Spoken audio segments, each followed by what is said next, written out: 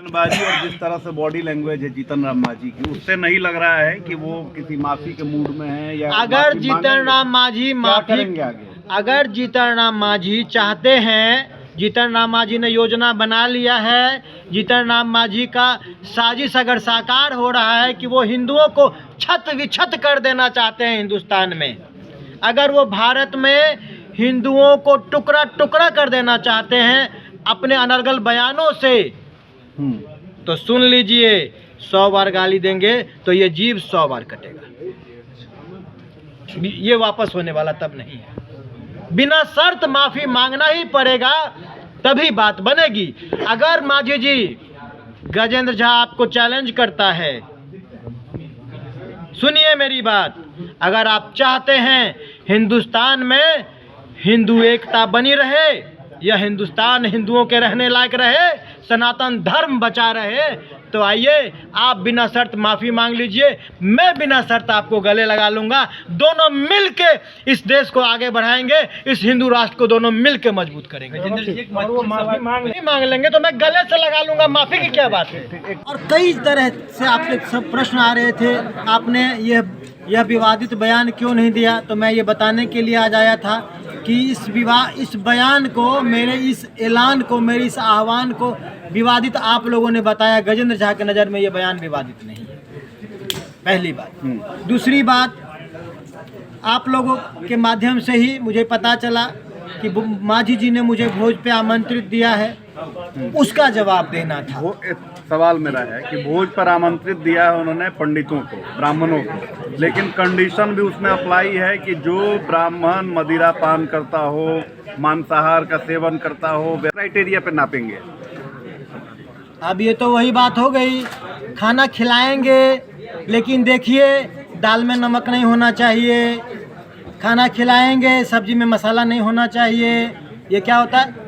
ब्राह्मण पूरे सृष्टि का ब्राह्मण है, ऐसा ब्राह्मण, वैसा ब्राह्मण, कैसा ब्राह्मण, कितना ब्राह्मण, ये क्या होता है?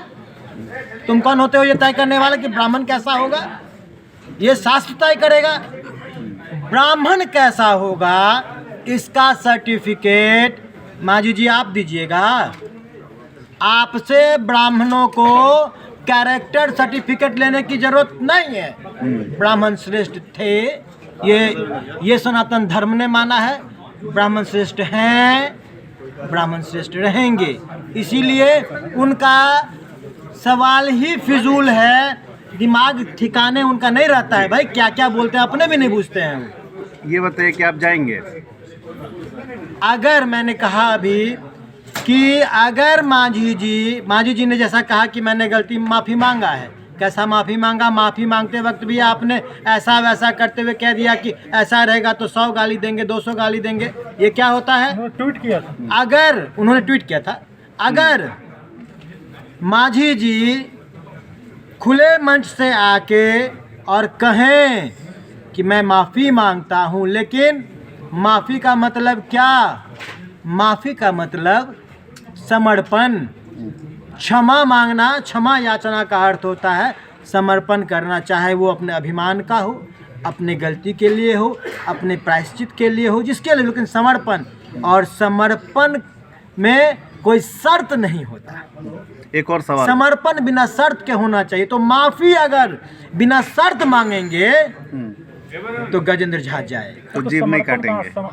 अगर जीवा को लगाम लग जाएगा तो जीभ कटना नहीं होता क्या? ये जीभ कटने की बात क्यों आई? क्योंकि बार बार आप गाली दे रहे थे, आप अपने जीभ को लगाम नहीं दे पा रहे थे। ये वही बात हो गई। अगर खुद ही जीभ को लगाम दे देंगे तो गजेंद्र झा तो आपको गले से लगाने को तैयार है। एक और सवाल, एक सवाल है मेरा कि आपकी जो पार्टी है बीजेपी, यानी जिस पार्टी में आप थे अब तक, वो हिंदुत्व बाकी चीजों को लेकर चलती है, लेकिन जब भी हो राम पर भी उन्होंने बोला, बीजेपी ने किनारा कर दिया, ब्राह्मण पर बोला, बीजेपी ने किनारा कर दिया, और तो आपको बाहर कर दिया। मैं आपके बात से वाकिफ रखता हूँ। मैं भी जब भारतीय जनता पार्टी में आया था तो मैंने पहले पंडित दीनदयाल उपाध्याय जी को, श्यामा प्रसाद मुखर्जी को, वीर सावरकर को पढ़ा था। मैंने अटल जी के सहजता और सरल, ऐसे चोर को ही हमें हरामी। देखिए इनको नहीं पता रहता है क्या बोलना है, कब बोलना है, कैसे बोलना है। इनको तो स्पॉन्सरशिप मिलती है, तो जो मिला, जो बयान देने के एवज में मिला वो उन्होंने कर लिया। ये सब कोई बात नहीं है, ये सब अनर्गल बात है। अरे वो है, कुछ तो बोलना है ना, तो कुछ बोल जाते हैं। ऐसा कुछ नहीं, ये सब मिथ्या है, अनर्गल है, ये सब कोई बात ही नहीं है। मैं तो कह रहा हूँ कि अगर मुझे प्राणों की आहुति देनी पड़ी, अपना गर्दन कटवाना पड़ा, तो पीछे नहीं हटूंगा। कैसी बातें करते हैं? आपको लगता है क्या कि यह सनातनी पीछे हटने वाला है? यह सनातनी अब पीछे नहीं हटने वाला है। माफी मांगना पड़ेगा। हिंदुस्तान में रह के राम को गाली दोगे, नहीं चलेगा। हिंदुस्तान में रह के हिंदू को तोड़ोगे, नहीं चलेगा। सीताराम मांझी जी माफी नहीं मांगते हैं, फिर अगर सीताराम मांझी माफी नहीं मांगते हैं तो उनको भी माफी नहीं मिलेगी। आप जाएंगे? गजेंद्र जी, एक सवाल है, 11 लाख रुपए की आपको बात है। बीजेपी से निष्कासित किया गया है, उसके बाद आप क्या करेंगे? दूसरे पार्टी में जाएंगे? नहीं, पार्टी पॉलिटिक्स की जात।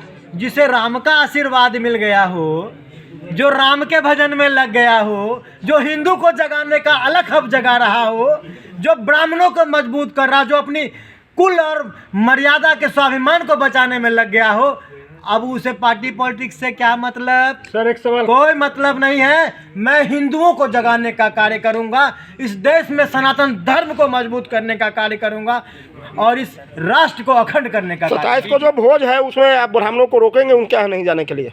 मैंने तो आप लोगों के माध्यम से आप लोगों के माध्यम से स्पष्ट कर दिया है। इसमें 27 तारीख के भोज में अगर उस भोज से पहले मांझी जी माफ़ी नहीं मांगते हैं तो जो कुल विरोधी हैं, सनातन विरोधी हैं, जो हिंदू विरोधी हैं, जो देश विरोधी हैं, सिर्फ वही लोग वहाँ जाएंगे, बाकी कोई नहीं जाएगा। अब सनातन धर्म को मजबूत करने चले हैं, फिर भी भाजपा ने आपको पार्टी से निकाल दिया। ये भाजपा का काम है। भारतीय जनता पार्टी एक राजनीतिक दल है, उनको सरकारें कैसी बनानी है, दल कैसे चलाना है, ये उनको सोचने दीजिए। ये सोचना गजेंद्र का काम नहीं है। गजेंद्र का काम ये है सनातन कैसे मजबूत। हाँ, मैं कह रहा हूँ, मेरे धर्म की ओर अगर कोई आँख उठाने की कोशिश करेगा तो मैं कह रहा हूँ कि उस आँख को मैं बर्दाश्त नहीं करूँगा। तो बीजेपी भी तो उसी धर्म को आगे बढ़ा रही है, फिर बढ़ा रही अच्छी नहीं है। अगर ऐसा होता तो शायद मांझी जी से कहा गया होता कि भाई अनर्गल बातें करना बंद करो, इस देश के लोगों को बुरा लगता है, यह हिंदुस्तान है। वो तो माफी मांग लिए हैं। माफी मांगने में भी गाली दिया है कि ये शर्त वो शर्त। मैंने अभी कहा माफी का मतलब समर्पण शर्त के साथ नहीं होता। कहना है कि बिना शर्त नहीं, बिना शर्त, अगर मगर कुछ नहीं, बिना शर्त एक लाइन में कह दें कि मैंने जो कहा है वो गलत था, मैं अपनी बात से पीछे हटता हूँ, माफ़ी मांगता हूँ। मैं आपसे वादा कर रहा हूँ, मैं उनके घर पे जाके उन्हें गले लगाऊंगा। अगर आपको हमारा वीडियो पसंद आया हो तो इसे लाइक करें, सब्सक्राइब करें और साथ ही बेल आइकन दबाना ना भूलें।